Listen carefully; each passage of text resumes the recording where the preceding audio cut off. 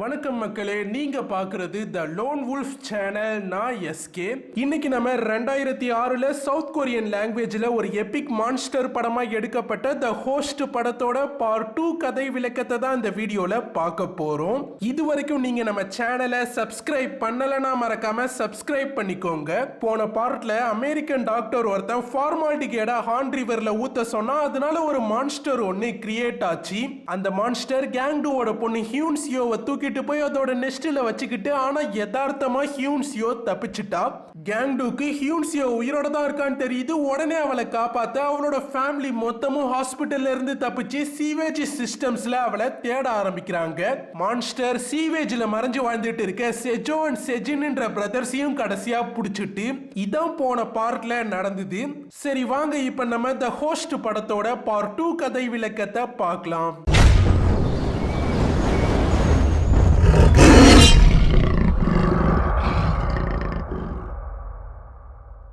கேங்டுவோட family இப்போ அவங்களோட கடைக்கு வராங்க. அப்புறம் அங்கே இருக்க சாப்பாடை ரெடி பண்ணி சாப்பிடவும் செய்கிறாங்க. கேங்டுக்கு அப்போ அவனோட பொண்ணும் அவங்க கூடவே சேர்ந்து சாப்பிட்ற மாதிரி தோணுது.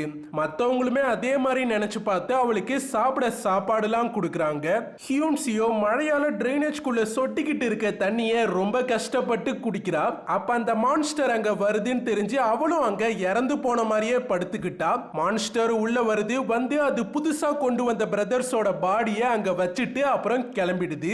ஹியூன்சியோ புதுசா வந்த 2 பேரும் உயிரோட இருக்காங்களான்னு பாக்குறா. அதுல எல்டர் பிரதர் இறந்துட்டான். ஆனா சின்ன பையன் செஜோ இன்னும் உயிரோட தான் இருக்கான். மான்ஸ்டர் மறுபடியும் வருது. அதனால ஹியூன்சியோ செஜோவை அசைய விடாம கட்டி புடிச்சுக்கிட்டு படுத்துட்டா.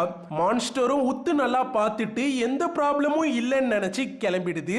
நாமில் கேங்டோ அப்ப கூட தூங்குறத பார்த்துட்டு பயங்கரமா அவன் மேல கோவப்படுறான். ஹீபோங் அப்ப அவரோட பசங்களை உட்கார சொல்லி, உங்களோட பார்வையில கேங்டு ஒரு முட்டாள், பயங்கர சோம்பேறி. ஆனா அவன் சின்ன வயசுல அந்த மாதிரி இல்ல, ரொம்ப புத்திசாலியா தான் இருந்தான். நான் தான் அவனை ஒழுங்கா பாத்துக்கல. அம்மா இல்லாத பையனை தனியா விட்டுட்டு நான் வீட்டுக்கே அதிக நாள் வரவே மாட்டேன். அவன் சாப்பிட்டானான்னு கூட நான் கவலைப்பட்டதே இல்ல. சாப்பாடெல்லாம் திருடி சாப்பிட பார்த்து எக்கச்சக்க ஃபார்ம் ஓனர்ஸ்ட அடி வாங்கி வாங்கி தான் அவன் இந்த நிலைமைக்கு வந்துட்டான். அதனால உங்களோட அண்ணனை இனிமேல் அசிங்கப்படுத்தி பேசாதீங்கன்னு சொல்றாரு. திடீர்னு கேங்டு எந்திரிச்சு வெளில பாக்குறான். அங்க அந்த மான்ஸ்டர் மழையில நின்னுட்டு இருக்கு. ஹீபோங் பொறுமையா கன்னை எடுத்துட்டு வந்து எய்ம் பண்ணி ஃபயர் பண்றாரு. மான்ஸ்டர் தப்பிச்சு வந்து இந்த கடையை தாறுமாறா அட்டாக் பண்ணுது. மான்ஸ்டர் கடையை இடிச்சு பெரட்டி கீழே தள்ளிடுச்சு. ஹீபோங் வாட்டமான பிளேஸ்க்கு மான்ஸ்டர் வந்ததால அதோட வாயிலேயே நல்லா சுட்டுட்டாரு. அந்த மான்ஸ்டரும் சுருண்டு கீழே விழுந்துட்டு, இவங்க வெளில வந்து பார்த்தா மான்ஸ்டர்கிட்ட எந்த அசைவும் இல்ல, ஆனா உயிரோட தான் இருக்கு. நாமில் வெளில வந்து என்ன பார்த்துட்டு நிக்கிறீங்கன்னு சொல்லி மான்ஸ்டரை ஷூட் பண்றான். மான்ஸ்டர் எந்திரிச்சு தெரிச்சு அங்க இருந்து ஓட ஆரம்பிக்குது. இவங்க 3 பேரும் மான்ஸ்டர் பின்னாடியே ஷூட் பண்ணிக்கிட்டு ஓடிட்டே இருக்காங்க. மான்ஸ்டர் வேகமா ஹார்ன் பிரிட்ஜுக்கு மேல ஏறிட்டு இவங்க ஷூட் பண்ண அது தப்பிச்சு ஓடிட்டே இருக்கு. ஹீபோங் அண்ட் நாமிலோட கன்ஸ்ல புல்லட் காலி ஆகிட்டு, அதே நேரம் மிலிட்டரி ஏஜென்ட்ஸும் கன்னை ஷூட் பண்ண சவுண்ட கேட்டு அங்க வந்துட்டு இருக்காங்க. மான்ஸ்டர் ரிவர்க்குள்ள குதிச்சு தப்பிச்சுட்டு இவங்களும் ஏஜென்ட்ஸ் கிட்ட இருந்து தப்பிக்க வேகமா ஓடுறாங்க. ஹீபோங் மான்ஸ்டர் கதையை எப்படியாவது முடிச்சிட்டு வரேன்னு சொல்றாரு. கேங்டு அவனோட கன்ல புல்லட் இருக்குன்னு சொல்லி அதை ஹீபோங் கிட்ட கொடுக்கறான். திடீர்னு வந்து நாம்ஜோ ஆரோஸால மான்ஸ்டர் மேல ஃபயர் பண்ணிட்டு இருக்கா.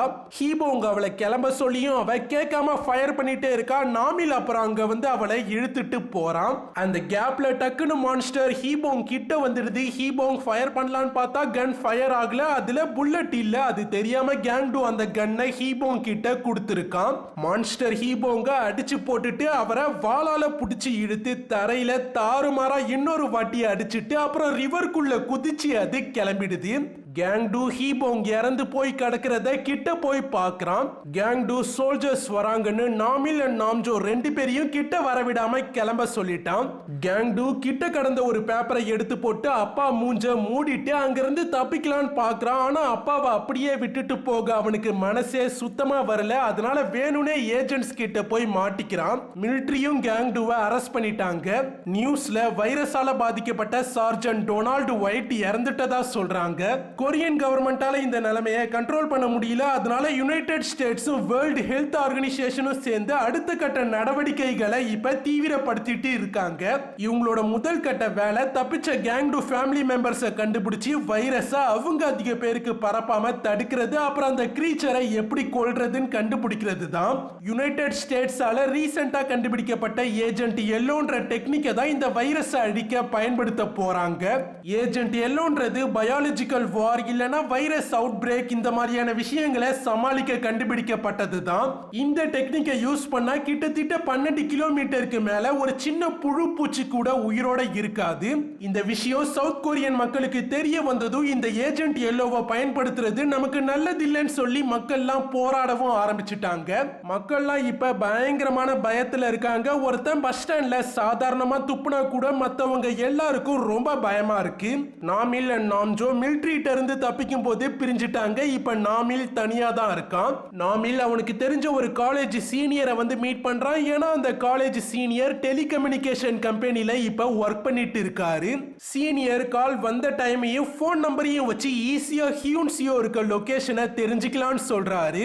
சீனியர் ஆபீஸ்ல யாருமே இல்லாதப்ப அவரோட ஆபீஸ்க்குள்ள நாமில்ல கூப்பிட்டு போறாரு.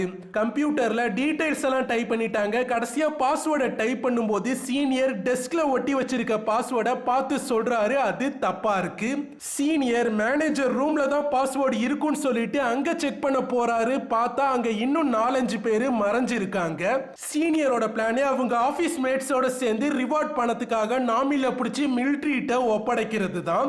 நாமில் இன்னொரு பேப்பர்ல இன்னொரு பாஸ்வேர்டு இருக்கிறத பார்க்கறான். அதை பார்த்து டைப் பண்றான். பாஸ்வேர்டு கரெக்டா இருக்கு. இப்ப ஹியூன்சியோவோட லொகேஷன் அவனுக்கு தெரிஞ்சிட்டு சீனியரும் ஆபீஸ் மேட்ஸும் சேர்ந்து நாமில கேப்சர் பண்ண வராங்க. நாமில் கம்ப்யூட்டர்ல உள்ள லொகேஷனை அவனோட மேப்ல மார்க் பண்ணிக்கிட்டு கிளம்புறான். நாமில் ஒரு பேப்பர் பின்னை எடுத்து பிளக்கோட மெயின் அண்ட் நியூட்ரல் ரெண்டுத்தையும் கனெக்ட் பண்ணி அதை ஸ்விட்ச் போர்ட்ல பிளக் பண்றான். உடனே ஷார்ட் சர்க்கியூட் ஆகி மொத்த இடத்துக்கும் கரண்ட் கட் ஆகிடுது. நாமில் அந்த கேப்ல மறைஞ்சி தப்பிச்சு தூரமா போறான். அந்த சீனியர் உடனே போலீஸ்க்கு கால் பண்ணி சொல்லிட்டான். நாமில் கஷ்டப்பட்டு அவ்வளோ ஹைட்டான பில்டிங்ல இருந்து தப்பிச்சு கீழே ரோட் கிட்ட வந்தா அந்த பக்கம் போலீஸ் வந்துட்டு இருக்காங்க.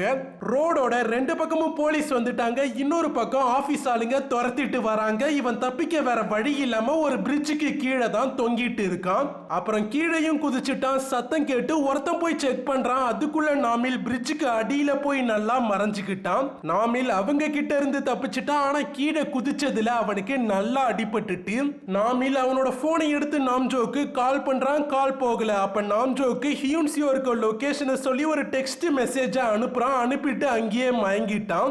நாம்ஜோ ஹார்ன் ரிவர் பிரிட்ஜோட சப்போர்ட்ஸ்குள்ள இருக்க கேப்ல மறைஞ்சி இவ்வளோ நேரம் இருந்துட்டு இப்ப வெளில வரா.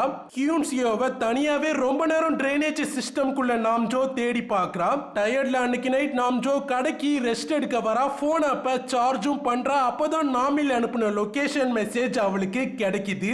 உடனே அந்த லொகேஷனை நோக்கி நாம்ஜோ ஓட ஆரம்பிக்கிறா. நாம்ஜோ யாருக்கிட்டையும் மாட்டாம ரொம்ப தூரம் டிராவல் பண்ணி அந்த மான்ஸ்டர் இருக்க இடத்துக்கிட்ட வந்துட்டா.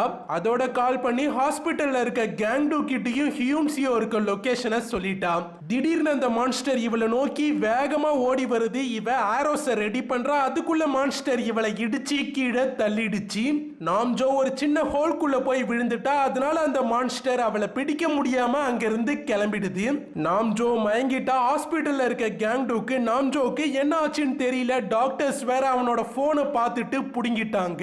டாக்டர்ஸ் கேங்டு அவனோட பொண்ணை காப்பாத்த அவன் போகணும்னு சொல்லி பார்க்கறான். யாரும் அவனை விடல. அதனால அங்கிருந்து தப்பிக்கவும் ட்ரை பண்றான். ஆனா டாக்டர்ஸ் எல்லாரும் ஒன்னா சேர்ந்து அவனை புடிச்சிட்டாங்க. கடைசியா அனஸ்தீசியா கொடுத்து அவனை காம் டவுன் பண்ணி படுக்கவும் வச்சுட்டாங்க. கரெக்டான அமௌண்ட்ல டாக்டர்ஸ் அனஸ்தீசியாவை கொடுத்தும் 1 ஹவருக்கு மேல ஆகியும் கேங்டு லைட்டா முழிச்சுக்கிட்டே தான் இருக்கான். கேங்டு மயங்கல. இருந்தாலுமே டாக்டர் சாம்பிள்ஸ் அவங்க கிட்ட இருந்து கலெக்ட் பண்ண ஆரம்பிக்கிறாங்க.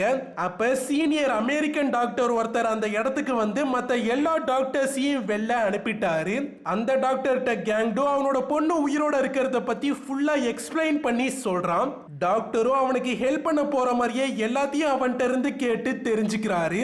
திடீர்னு டாக்டர் நம்ம நினைச்ச மாதிரியே வைரஸால இவனோட மூளை பாதிக்கப்பட்டிருக்கு, வைரஸ் கண்டிப்பா இவனோட மூளையில தான் இருக்கணும்னு சொல்றாரு. கேங்டுக்கு என்னடா இப்படி சொல்றீங்கன்னு பயங்கர ஷாக்கா இருக்கு.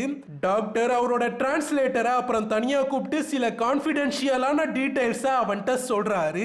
சார்ஜென்ட் டொனால்ட் ஒயிட் உடம்புல வைரஸ் இருக்குன்னு நினைச்சு தாறுமாறா அவன் உடம்புல அட்டாப்சி பண்ணாங்க. ஆனா அவரோட உடம்புல எந்த வைரஸும் கிடைக்கல.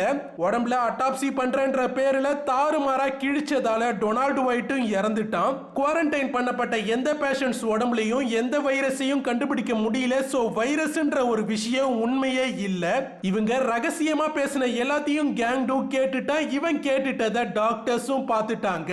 கேங்டுக்கு உண்மை தெரிஞ்சதால அவனுக்கு பைத்தியம் வைரஸால முத்திக்கிட்டே இருக்குன்னு சொல்லி அமெரிக்கன் டாக்டர் அவனோட மண்டையில இருக்க வைரஸை எடுக்க ஆபரேஷன் பண்ண எல்லாத்தையும் ரெடி பண்ண சொல்றாரு. கேங்டு கத்தி கதறி எப்படியாவது டாக்டர்ஸை தடுக்கலாம்னு பார்க்கறான். ஆனா டாக்டர்ஸ் அவனை விடுறதாவே இல்ல. சீவேஜ் சிஸ்டம்ல இருக்க ஹியூன்சியோ செஜோ பத்தி எல்லாத்தையும் கேட்டு தெரிஞ்சுக்கிறா. ஹியூன்சியோ இறந்து போனவங்களோட ட்ரெஸ் எல்லாம் எடுத்து ஒன்னா கலெக்ட் பண்ணி ஒரு ரோப் மாதிரி ஒன்ன ரெடி பண்றா. அத மேல இருக்க கிரில் மேல ரெண்டு பேரும் சேர்ந்து தூக்கி வீசுறாங்க. அதுவும் போய் மேல நல்லா மாட்டிக்குது. ஆனா என்ன ப்ராப்ளம்னா கீழே இருக்க முனைய இவங்களால பிடிக்க முடியாத அளவுக்கு கொஞ்சம் ஹைட்டா போய் மாட்டிக்கிச்சு.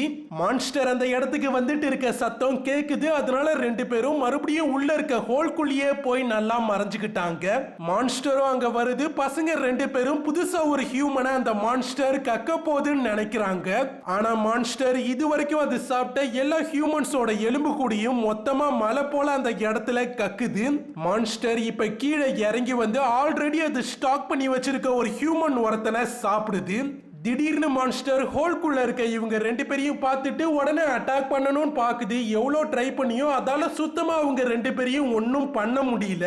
கேங்டுவ டாக்டர்ஸ் டெஸ்ட்ன்ற பேர்ல எக்கச்சக்க டார்ச்சர் பண்ணிட்டு இருக்காங்க. அவனும் பைத்தியம் பிடிச்ச மாதிரி அப்படியே உறைஞ்ச நிலைமையில இருக்கான். திடீர்னு கேங்டு டாக்டர் சாம்பிளுக்கு எடுத்த அவனோட பிளட்டை டாக்டர்கிட்ட இருந்து புடுங்கி டாக்டரை நல்லா புடிச்சுக்கிட்டு அவரு மேலேயே சிரஞ்சியை இறக்கிடுவேன் மிரட்டி மத்த எல்லா டாக்டர்ஸையும் வழிய விட சொல்றான். அங்க இருக்க எல்லாரும் அந்த பிளட்ல வைரஸ் இருக்குன்னு பயந்து வழிய விடுறாங்க. கேங்டு வெளில வந்து பார்க்கறான். அது ஹாஸ்பிட்டல் இல்ல, அவனை தனியா தூரமா ஒரு இடத்துல வச்சுதான் ரிசர்ச் பண்ணிட்டு இருக்காங்க. கேங்டு வெளில இருக்க மிலிட்டரி அப்புறம் கவர்மெண்ட் ஏஜென்ட்ஸ் எல்லாரையும் மிரட்டி அந்த இடத்துல இருந்து தப்பிக்க ஒரு ஆம்புலன்ஸையும் எடுத்துக்கிட்டு கிளம்புறான். நாமில் கண் முழிச்சு பார்க்கறான். அவனுக்கு வீடு வாசல் இல்லாத ரோட்ல வாழ்ற ஒருத்தன் தான் அவனை தூக்கிட்டு வந்து போட்டு ஹெல்ப் பண்ணியிருக்கான். நாமில் அவன்கிட்ட இருக்க பியர் பாட்டில்ஸ் அப்புறம் அவனோட பேக் எல்லாத்தையும் எடுத்துக்கிட்டு மணியை கொடுக்கறான். ஆனா கோவத்தோட அவன் பாட்டிலை எடுத்து நாமில் மண்டைய உடைச்சிட்டான். அவன் காசு உனக்கு எல்லாத்தையும் கொடுத்துடாதுன்னு சொல்லிட்டு காசையும் எடுத்துக்கிட்டு அப்புறம் நாமில்க்கு ஹெல்ப் பண்றான்னு சொல்றான். நாமில் கார்ல சீவேஜ் சிஸ்டம் இருக்க இடத்துக்கு போகும்போதே பியர் பாட்டில்ஸ்ல கரோசினை ஊத்தி வச்சு அவனுக்கு தேவையான எல்லா வெப்பன்ஸையும் ரெடி பண்ணிக்கிறான். மக்கள் எல்லாரும் அங்க இங்கன்னு கூட்டம் கூட்டமா இருக்காங்க. என்னன்னு பார்த்தா ஏஜென்ட் எல்லோவை யூஸ் பண்ண போறதை எதிர்த்து மக்கள் எல்லாரும் ப்ரொடெஸ்ட் பண்ணிட்டு இருக்காங்க. கேங்டு ஹியூன்சியோ இருக்க சீவேஜ் ஃபெசிலிட்டி கிட்ட வந்துட்டான். மான்ஸ்டர் ஹியூன்சியோ அண்ட் செஜோவை அட்டாக் பண்ண பார்த்ததுக்கு அப்புறமா ரெண்டு பேருமே மயங்கிட்டாங்க. அப்புறம் இப்பதான் மறுபடியும் கண் முழிக்கிறாங்க. ஹியூன்சியோ வெளில வந்து எட்டி பார்க்கறா. பார்த்தா அந்த மான்ஸ்டர் அங்க தூங்கிட்டு இருக்கு. கன்ஃபார்ம் பண்ணிக்க ஒரு பியர் கேனையும் தூக்கி அந்த மான்ஸ்டர் மேல போடுறா. ஆனா அது சுத்தமா அசையவே இல்ல. பொறுமையா ஹியூன்சியோ செஜோ கிட்ட வெளில என்ன நடந்தாலும் நீ வெளில வராத, நான் எப்படியாவது டாக்டர்ஸ் அப்புறம் போலீஸ் எல்லாரையும் கூப்பிட்டு வந்து உன்னை காப்பாத்துறேன்னு சொல்றா. சொல்லிட்டு ஹியூன்சியோ வேகமா ஓடி போய் படுத்து கிடக்குற அந்த மான்ஸ்டர் மேலேயே ஏறி அந்த ரோப்பை பிடிக்கிறா. ஆனா ட்விஸ்ட் என்னன்னா அந்த மான்ஸ்டர் ஆல்ரெடி இவளை பார்த்துட்டே தான் இருந்திருக்கு. அதனால அதோட வாளால ஹியூன்சியோவை பிடிச்சி மறுபடியும் உள்ளே விட்டுடுது. செஜோவும் வெளில வந்து அதை பார்த்துட்டு பேண்ட்லயே உச்சா போயிட்டான். ஹியூன்சியோ பயத்துல என்ன பண்றதுனே தெரியாம நிக்கிறா. அப்புறம் அந்த ஹோலை நோக்கி ஓட ஆரம்பிக்கிறா. மான்ஸ்டரும் துரத்துது. கடைசியா ஹியூன்சியோ அண்ட் செஜோ ரெண்டு பேரையுமே அந்த மான்ஸ்டர் பிடிச்சிடுது. கேங்டு அந்த மான்ஸ்டர் மறைஞ்சு வாழ்ந்துட்டு இருக்க இடத்துக்கிட்ட வந்துட்டா. ஆனா அங்க அந்த மிருகம் இப்ப இல்ல. ஹியூன்சியோ மேல ஏற ட்ரெஸ்ஸால செஞ்ச ரோப்பை பயன்படுத்தி இவன் கீழே இறங்குறான். அப்ப அந்த ட்ரெஸ்ல ஒண்ணு ஹியூன்சியோவோட ட்ரெஸ் தான் அவனுக்கு தெரியுது. இவன் கீழே இறங்குறப்ப மான்ஸ்டர் இவனை கிராஸ் பண்ணி போது பார்த்தா அந்த மான்ஸ்டரோட வாயில தான் ஹியூன்சியோ இப்ப இருக்கா. நாம்ஜோ மேல ஏறி வந்துட்டா. பார்த்தா அந்த மான்ஸ்டர் இப்பவும் இவ பக்கமா ஓடி வருது. இவளும் அதை முன்னாடியே பார்த்துட்டு நல்லா மறைஞ்சுக்கிட்டா. மான்ஸ்டர் அவளை தாண்டி போனதும் நாம்ஜோ அந்த மான்ஸ்டரை அட்டாக் பண்ண பார்க்க பின்னாடியே ஓடி வந்த கேங்டு அதை தடுத்துட்டான். மான்ஸ்டர் இப்ப வெளில வந்து ரிவருக்கு இன்னொரு பக்கம் மக்கள் கூட்டமா போராடிட்டு இருக்கிறத பாக்குது. நாமில் காரை விட்டு இறங்கி வெப்பன் பேக்கை எடுத்துக்கிட்டு மான்ஸ்டர் நெஸ்ட் இருக்க பக்கம் போறான். மான்ஸ்டர் ரிவரை தாண்டி இப்ப போயிட்டு இருக்கு. அதை ஃபாலோ பண்ணி பாலத்துக்கு மேலேயே கேங்டு ஓடிட்டு இருக்கான். மக்களோட போராட்டத்தை கலைக்க கொரியன் கவர்மெண்ட் ஸ்மோக் அப்புறம் போலீஸ்னு எல்லாத்தையும் யூஸ் பண்றாங்க. போலீஸும் மக்கள் அங்கிருந்து அப்புறப்படுத்த முயற்சி பண்ணிட்டே இருக்காங்க. அப்ப மக்கள் மான்ஸ்டர் அவங்கள நோக்கி வந்துட்டு இருக்கிறத பார்த்துட்டு வேகமா கலைஞ்சு தெரிச்சு ஓட ஆரம்பிக்கிறாங்க. கவர்மெண்ட் ஏஜென்ட்ஸும் அதே நேரம் ஏஜென்ட் எல்லோவை ரிலீஸ் பண்ண தயாரான நிலைமையில தான் இருக்காங்க. போலீஸ் ஒருத்தவன் மான்ஸ்டரை பார்த்துட்டு ஷூட் பண்றான். கேங்டு அவனோட பொண்ணுக்கு ஏதாவது ஆகிட போகுதுன்னு போலீஸ ஷூட் பண்ண வேணாம்னு சொல்றான். அந்த போலீஸ் காதுல அது விழல. அதனால இறங்கி அவன் தண்ணியிலேயே குதிச்சுட்டான். பிரிட்ஜோட ஆப்போசிட் சைடுல ஓடி வந்துட்டு இருக்க நாமில் அண்ட் நாம்ஜோ மீட் பண்ணிக்கிறாங்க. மான்ஸ்டர் கரைக்கு வந்துட்டு கவர்மெண்ட் ஏஜென்ட்ஸும் ஏஜென்ட் எல்லோன்ற கேஸை ரிலீஸ் பண்ண ஆரம்பிச்சிட்டாங்க.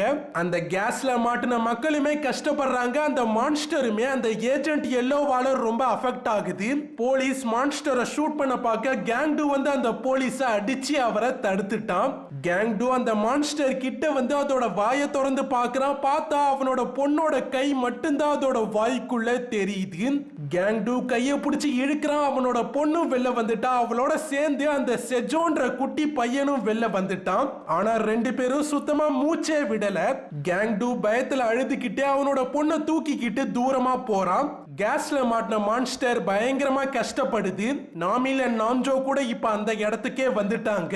கேஸ்ல மாட்டின மக்களுக்கெல்லாம் வாயில காதுல இருந்துலாம் ரத்தம் வருது. கேங்டு ஃபேமிலி எப்படியாவது ஹியூன்சியோவை எழுப்பலான்னு பாக்குறாங்க. ஆனா அவ இறந்துட்டா. கோவத்தோட கேங்டு அந்த மான்ஸ்டரை ஒரு ஷார்ப்பான ஆப்ஜெக்டை எடுத்துக்கிட்டு கிழிக்க ஆரம்பிக்கிறான். நாமில் பெட்ரோல் பாட்டில்ஸை கொளுத்தி மான்ஸ்டர் மேல அடிக்க ஆரம்பிக்கிறான். மான்ஸ்டர் பயந்து ஓட ஆரம்பிக்குது. மான்ஸ்டர் பயந்து ஒரு இடத்துல வந்து நிக்க நாமில்க்கு ஹெல்ப் பண்ண ஹோம்லெஸ் மேன் ஒரு பெட்ரோல் கேனை எடுத்துட்டு வந்து அந்த மான்ஸ்டர் மேலேயே ஊத்த ஆரம்பிக்கிறான். மான்ஸ்டர் அது என்னன்னே தெரியாம வாயை திறந்து குடிக்கவும் செய்து. நாமில் அவன் கையில இருக்க கடைசி பாட்டில மான்ஸ்டர் வாயிலேயே வீசிலான்னு போறான். ஆனா கை தவறி பாட்டில் கீழே விழுந்து உடைஞ்சிட்டு என்ன பண்றதுனே புரியாது. அப்ப நாம்ஜோ அந்த நெருப்புல ஒரு ஆரோவை கொளுத்தி அப்புறம் நல்லா எய்ம் பண்ணி அந்த மான்ஸ்டர் மேல அடிக்கிறா. மான்ஸ்டரும் பயங்கரமா பத்திக்கிச்சு. அதனால சுத்தமா அந்த வலியை தாங்கவே முடியல.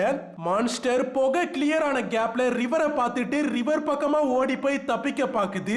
கேங்டு கரெக்டா குறுக்க வந்து அந்த மான்ஸ்டர் வாயிலேயே அந்த ஷார்ப்பான ஆப்ஜெக்ட சொருகிட்டான். கேங்டு கையால அந்த மான்ஸ்டர் கதை முடியுது. அந்த இடத்துலயே அந்த மான்ஸ்டரும் இறந்து விழுந்துட்டு கேங்டு ஹியூன்சியோ காப்பாத்தின பையனை போய் பார்க்கறான். அந்த பையனை எழுப்பவும் ட்ரை பண்றான். கடைசியா பார்த்தா அந்த பையன் உயிரோட தான் இருக்கான். கேங்டுவே அந்த பையனை தூக்கிட்டு போறான். கொஞ்ச நாளுக்கு அப்புறமா எல்லாமே நார்மலா மாறிட்டு கேங்டு ஹார்ன் ரிவருக்கு பக்கத்திலேயே எப்பவும் போல ஷாப்பா நடத்திக்கிட்டு இருக்கான். அதோட இப்ப செஜோவையும் அவன் தான் நல்லா பாத்துக்கிறான். கேங்டு முன்னாடி மாதிரி இல்லாம இன்னும் நல்லா ஆக்டிவா பொறுப்பானவனா எல்லாத்தையுமே பண்ண ஆரம்பிச்சிட்டான். நியூஸ்ல சவுத் கொரியன் இன்சிடென்ட்ல எந்த விதமான வைரஸும் கண்டுபிடிக்கப்படலன்னு யுஎஸ் கவர்மெண்ட் அனௌன்ஸ் பண்ண அனௌன்ஸ்மெண்ட்டை போடுறாங்க. கேங்டு அண்ட் செஜோ அதை பத்தி கவலைப்படாம நல்லா நிம்மதியா சாப்பிடுறாங்க. இதோட த ஹோஸ்ட் படத்தோட பார்ட் 2 கதை விளக்கம் முடியுது. இதோட இந்த படத்தோட முழு கதை விளக்கமும் முடியுது. இந்த வீடியோ பிடிச்சிருந்தா லைக் பண்ணுங்க. இந்த வீடியோவை உங்க ஃப்ரெண்ட்ஸ்க்கும் மறக்காம ஷேர் பண்ணுங்க. இதுவரைக்கும் நீங்க நம்ம சேனலை சப்ஸ்கிரைப் பண்ணலனா மறக்காம சப்ஸ்கிரைப் பண்ணிக்கோங்க. அடுத்து ஒரு நல்ல வீடியோவோட நான் உங்களை வந்து சந்திக்கிறேன். அது வரைக்கும் உங்களிடமிருந்து விடை பெறுவது எஸ்கே. Tata, by by.